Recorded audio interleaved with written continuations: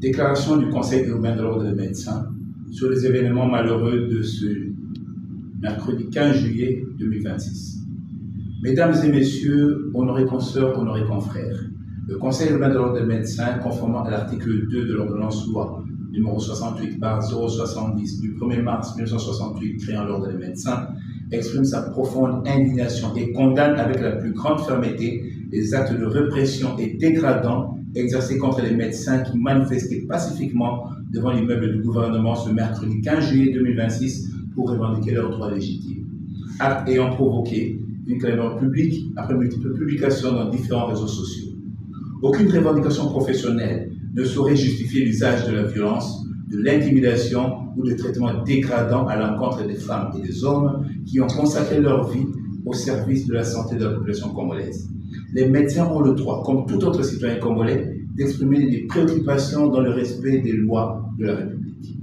Nous rappelons que la protection des professionnels de santé est une condition essentielle au bon fonctionnement du système sanitaire.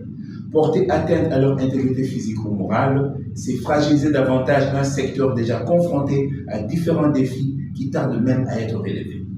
Demander aux médecins de respecter le serment d'Hippocrate est une très bonne chose. Mais assurer à ce médecin le respect du testament d'Hippocrate en est une autre. Et c'est justement ce point qui fait l'objet de toutes ces revendications encadrées par divers syndicats et collectifs de médecins sous l'œil attentif du Conseil urbain de l'Ordre des médecins. Ces actes de répression de la part des agents de l'ordre constituent le dérapage de trop et qui n'est plus supportable par notre corporation. Et pour ce faire, le Conseil urbain de l'Ordre des médecins se réserve le droit d'appliquer l'article 22 de son code de déontologie relatif au refus des soins dès lors que ces individus sont identifiables.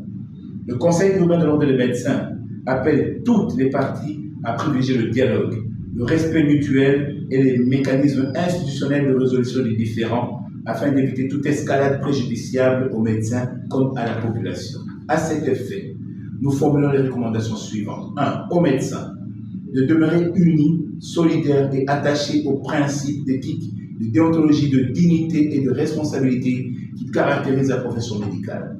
De poursuivre leurs revendications par des moyens pacifiques, légaux et respectueux des institutions. 2.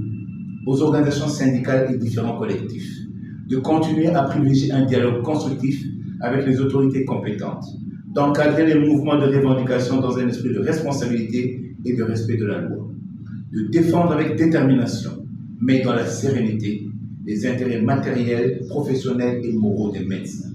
3. Au gouvernement de la République, de faire toute la lumière sur les actes de répression dénoncés